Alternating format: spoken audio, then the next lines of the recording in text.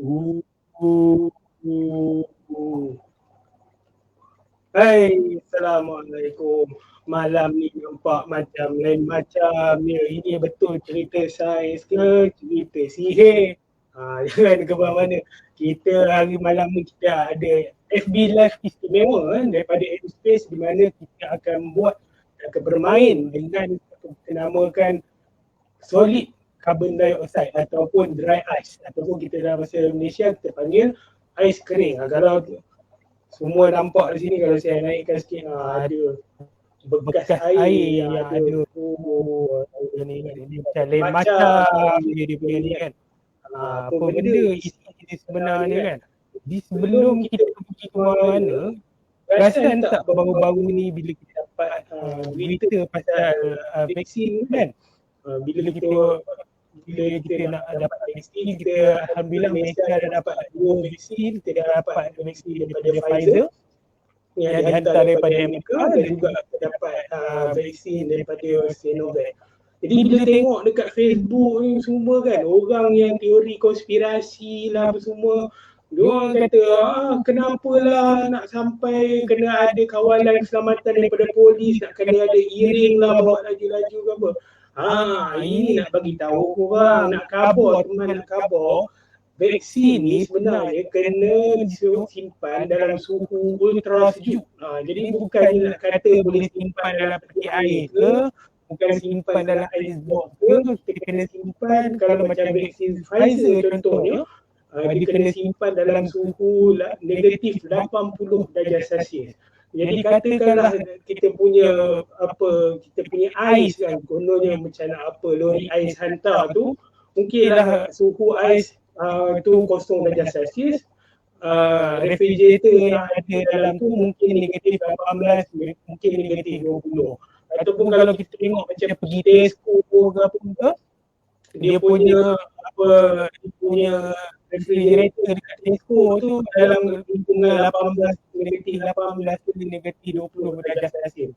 Jadi kita nak hantar vaksin ni, dia kenalah ada satu tempat simpanan yang boleh dia tahan lama dan juga lagi sejuk daripada tempat yang biasa. Kalau kita tengok contohnya macam lori DHL tu, mana nak lama-lama tahan negatif 20 darjah Celsius tu kan. Jadi inilah fungsinya dry ice. Ini saya nak tunjuk pada anda semua.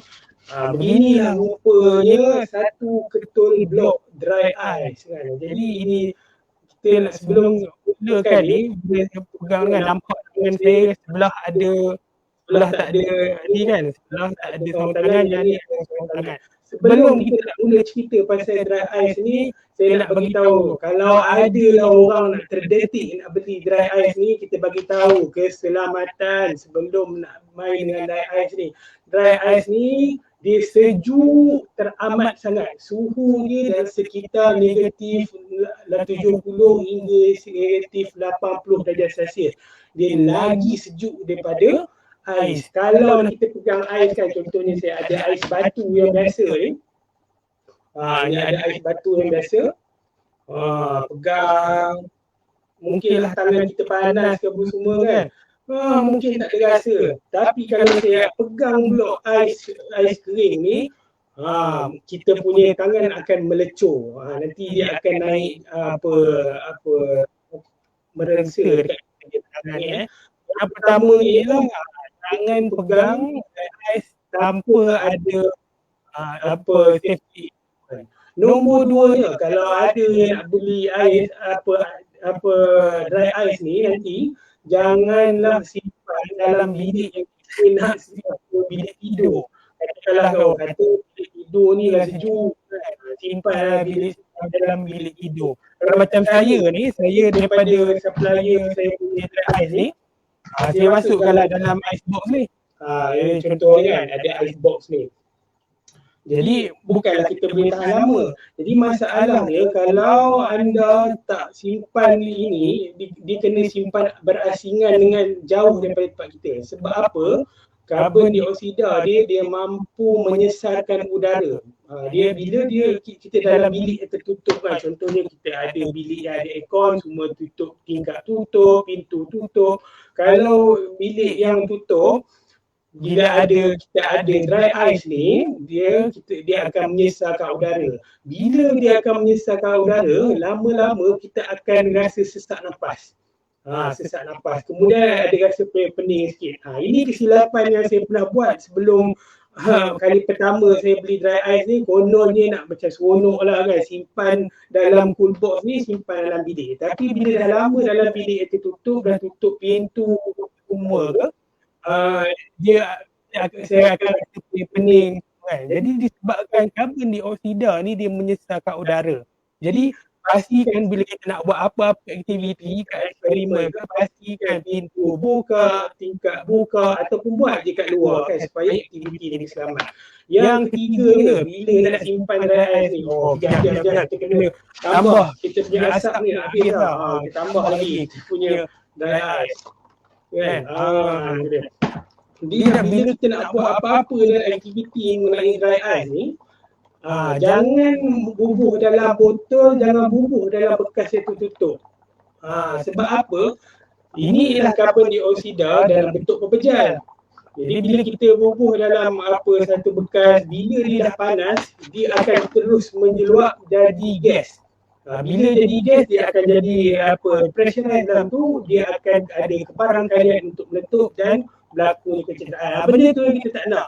Jadi sebelum kita mulakan apa-apa eksperimen tu, kita jelaskan dulu. Yang pertama ialah dry ice ni suhunya 80 darjah Celsius.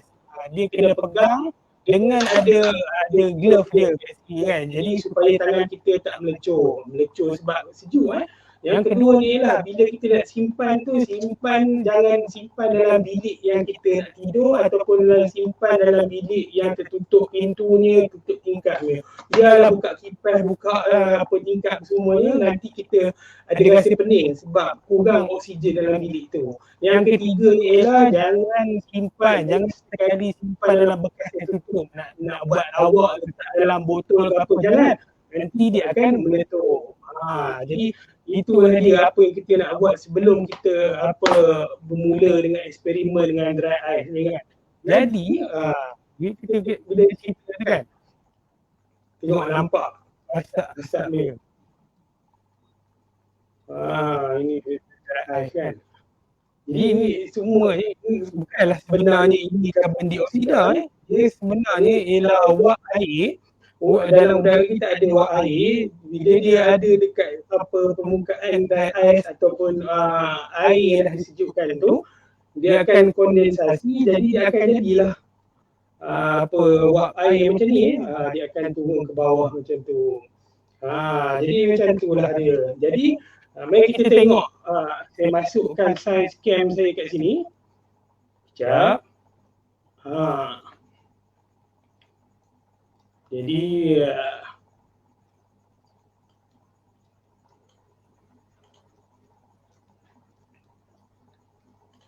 ini dulu saya tukar.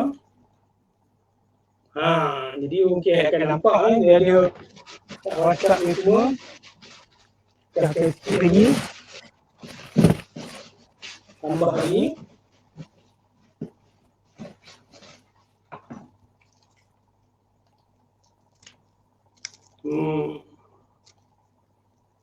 Okey. Mari kita tengok sama-sama kan. Okey. Dalam saya punya tangan yang tak ada glove ni, kalau tengok di sini, ini ialah kettle ais yang biasa ini ais yang kita boleh dapatkan ais sejuk. Nampak ni dia macam clear lah saya tunjuk ni clear, lepas tu dia ada gelembung-gelembung udara sikit. Jadi bila ada gelembung udara tu dia nampak cloudy sikit lah. Jadi saya tunjukkan pula inilah contohnya, inilah dry ice yang sebenarnya. Ni nampak berwarna putih dan bila kita pegang kita nampak wasap dia turun kan. Dia akan turun macam ni kan. Jadi macam mana kita boleh tengok macam mana orang boleh menghilangkan dry ice ni sebenarnya. Okay, dry ice ni sebenarnya kan kalau macam di kita punya atmosfera ada banyak karbon dioksida kan. Jadi karbon dioksida ni akan dikumpulkan oleh satu mesin. Kemudian dia akan masukkan dalam satu chamber yang bertekanan tinggi. Dia akan masukkan dalam satu silinder lah. Silinder tu kalau macam dia bergantung ikut mesin tapi ada yang mesin tu kadang-kadang besar tong drum dia. Jadi dia masukkan tekanan ikut tekanan, dia akan tambahkan tekanan jadi asal karbon dioksida tu dia berubah daripada gas pergi ke pepejal lah. Dia tak melalui fasa cecair kan, disebabkan dia punya tekanan atmosfera tu terlalu tinggi. Ini mesti tambahkan lagi kita punya dry ice ni. Mana saya punya ni? Oh ni dia. Cak lagi. Masukkan.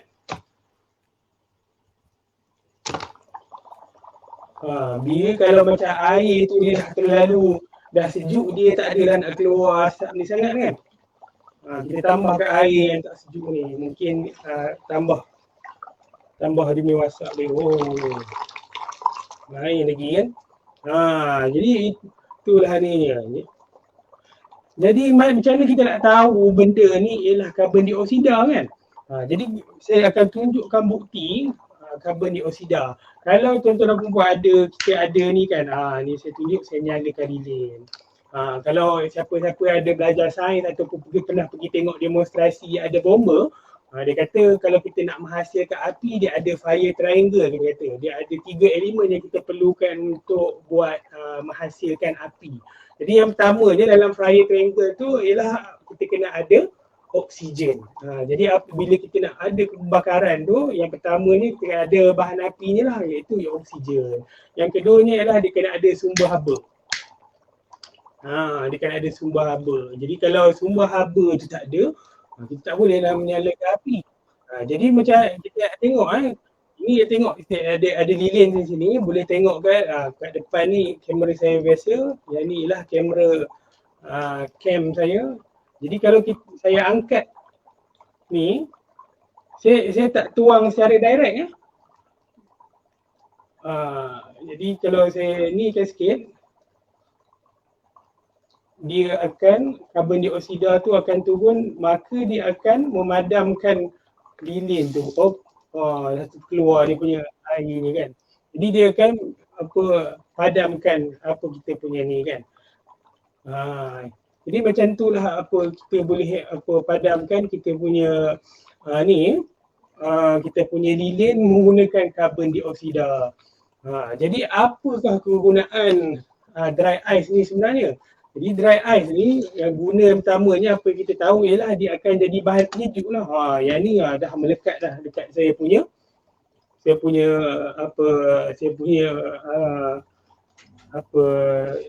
platform ni kan. Jadi yang pertamanya kegunaan dry ice ni bukanlah nak buat benda ni saja. Yang pertama ni ialah nak guna dry ice ni sebagai bahan penyejuk. Seperti yang kita tahu, dia jadi bahan penyejuk untuk vaksin lah, untuk penghantaran vaksin. Yang kedua ni ialah kalau tuan-tuan dan puan ada nak masuk kursus kulinari ke apa ke, kadang-kadang orang guna dry ice ni sebagai kita nak guna dalam bahan kulinari, kita nak buat aiskrim ke apa ataupun nak buat gimmick ke apa semua kan, orang menggunakan dry ice kan. Bagi siapa yang baru tengok ni, inilah bentuk blok dry ice. Kita kena pegang dia menggunakan sabun tangan khas. Ingat ni kita punya kegunaan dry ice ni, yang pertama ialah kita gunakan untuk menyejukkan macam dalam penghantaran vaksin tu. Kadang-kadang ada setengah manufacturer, kalau macam tengok laporan berita, ada setengah manufacturer dia menggunakan blok besar macam ni, 1 pound macam tu, dia akan tutup ke atas dan bawah. Ada yang menggunakan pelet-pelet kecil macam besar-besar pelet arnab tu aja. Dia jadikan kecil, dia akan diletakkan di atas ataupun di bawah kita punya bungkusan vaksin tu.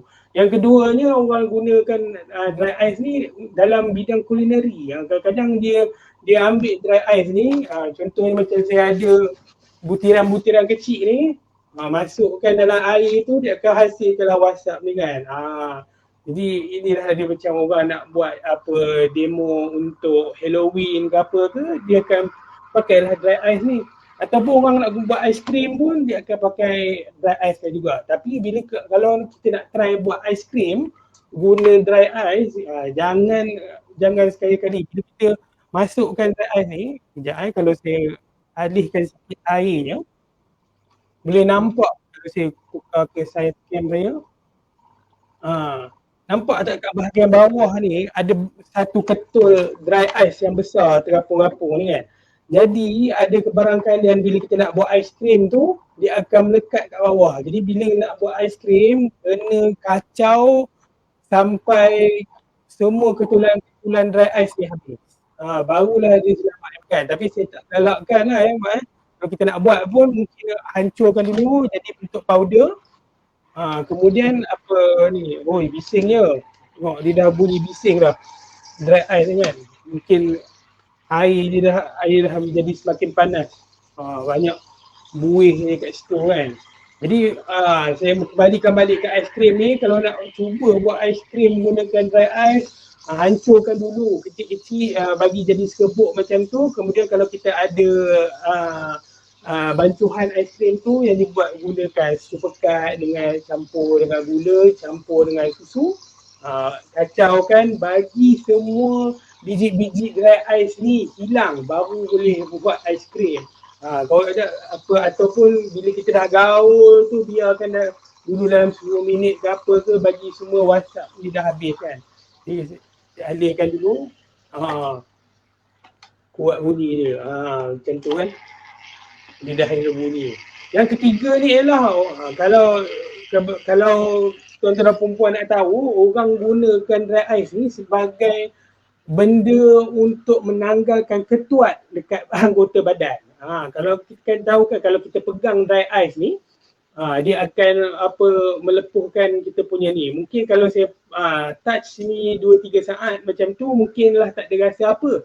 Tapi kalau lama, dia akan kalau macam saya buat ni kan, ada dekat jari saya ni dia dah start merah-merah kan. Jadi dia akan touch sikit, lepas tu dia akan angkat, touch sikit, sama. Jadi bila dah lama itu tangan kita mulalah dia akan ada tindak balas semua, dan lama-lama kita punya ketuat tu akan tertanggal sama sendiri. Tapi disebabkan dry ice ni dia tak cukup sejuk. Dia gunakan liquid nitrogen. Kadang-kadang dia ambil liquid nitrogen. Nitrogen dalam bentuk cair, dia ambil cotton bud, celupkan sikit, lepas tu dia akan kenakan tempat yang ada liquid nitrogen tu dekat dia punya ketuat. Jadi dia akan buat sekali 2 saat, angkat, lepas tu celup lagi dari liquid nitrogen tu, bertubuh lagi. Jadi lama-lama ketuat. Jadi kalau tak ada liquid nitrogen tu, kadang-kadang orang gunakan ketulan kecil dry ice untuk tanggalkan ketuat. Jadi itu 3 fungsi dry ice yang kita boleh gunakan dalam situasi seharian. Yang pertama ni, jangan lupa orang gunakan dry ice ni untuk penyimpanan sejuk. Yang pertama yang ni untuk penghantaran vaksin. Yang kedua ni ialah orang gunakan untuk buat aiskrim ataupun dalam dunia kulineri. Ataupun yang ketiga ni ialah orang gunakan dry ice ni untuk buang ketuat. Jadi itulah dia punya informasi yang mengenai dry ice ni. Ni macam mana kita nak dapat dry ice ni? Sebenarnya dry ice ni boleh dibeli. Dia bukanlah tak ada akses.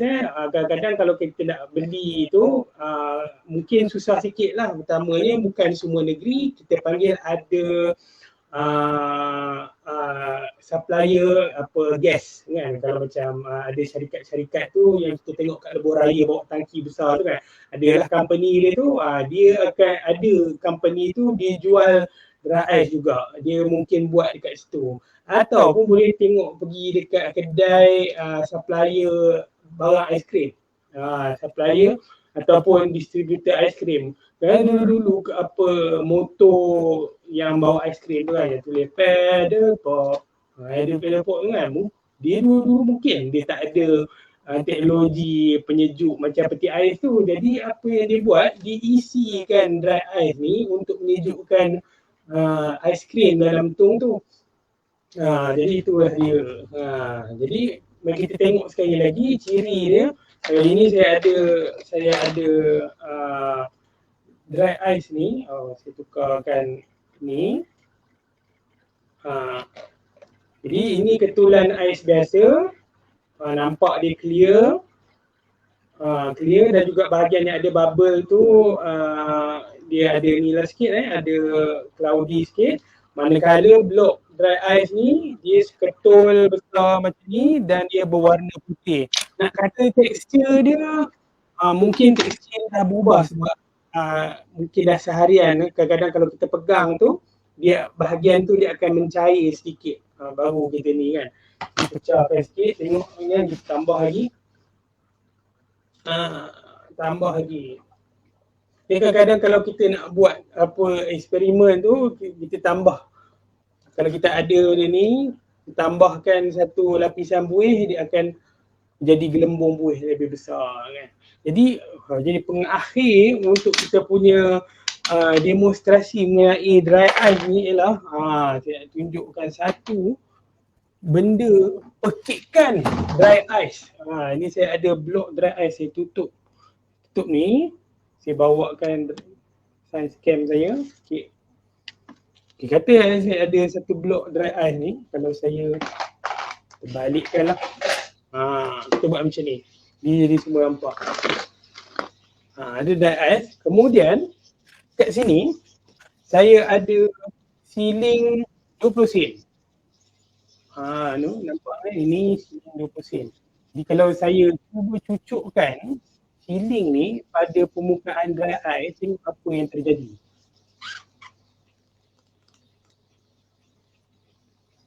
Dia jatuh. Tekan sekali lagi. Tekan. Tekan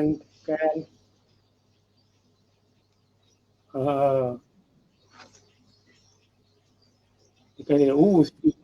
Okay, kita cuba sekali lagi. Kita ambil siling 50 sen, panaskan dia. Tu dah panas ni, baru kita cucukkan dengan dia dengar bunyi tak? Dekatkan dengan saya punya mikrofon. Dia berjerit. Berjerit. Lepas tu dia akan tenggelam masuk ke dalam kan. Cuba sekali lagi dengan ni satu lagi yang biasa. Saya satu lagi siling 20 sen yang baru kan. Cucuk kat sini. Jatuh. Cuba lagi. Ni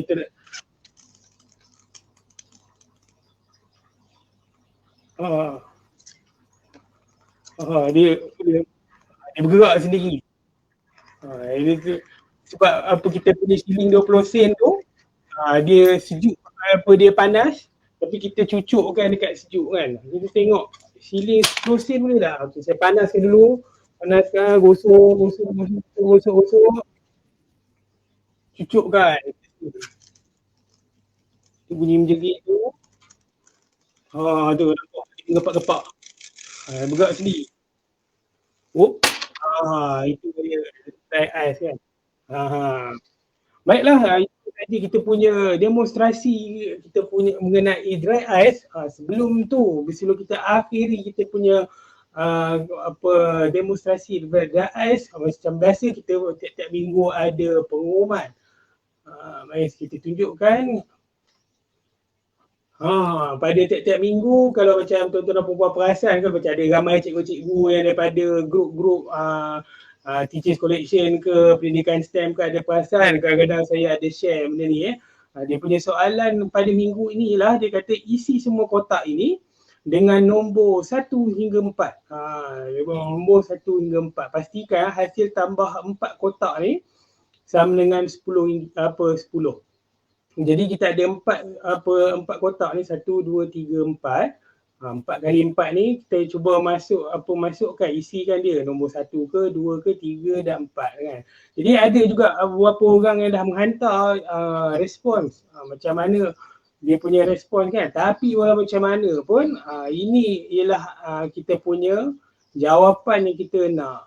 Bagi dia saya sharekan dulu, tutup share screen. Jadi inilah jawapan dia. Okay.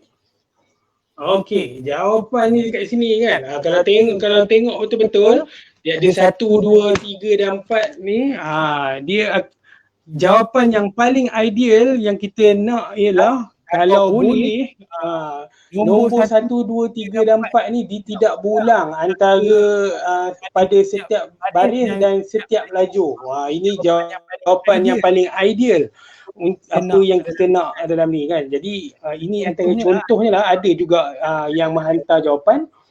Dia ada 1, 4, 1, 4. Mungkin nombor 4 tu dah berulang 2, 3 kali kan. Jadi yang jawapannya ni, jawapannya ideal kita nak, dia nombor tu hanya ada sekali saja dalam setiap lajur dan baris tu. Jadi itulah dia. Selain tu juga kita ada pengumuman penting mengenai ada satu lagi pertandingan yang kita jalankan, iaitu pertandingan apa tu? Pertandingan apa tu ialah pertandingan teka image bawah mikroskop. Setiap minggu kita ada setiap pusingan dia, setiap pusingan ada pemenang dia, dan kalau ini khusus untuk kita punya follower Telegram, bagi siapa yang join pertandingan ni akan memenangi voucher KFC yang bernilai RM20. Jadi mari kita tengok apa dia punya soalan pada minggu ni. Soalan pada minggu ini ialah, saya tunjukkan, share.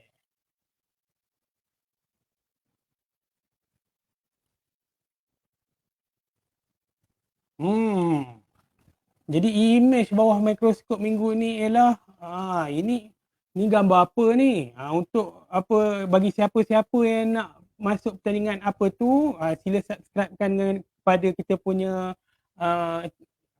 channel Telegram EduSpace Training. Jadi dia punya pusingan ni ialah dah pusingan ketiga dah, bermula daripada hari Jumaat 5 hari bulan Mac 2021 sampai 11 Mac 2021. Boleh hantar sebanyak mana penyertaan yang anda nak, tapi kita cuma ambil satu saja.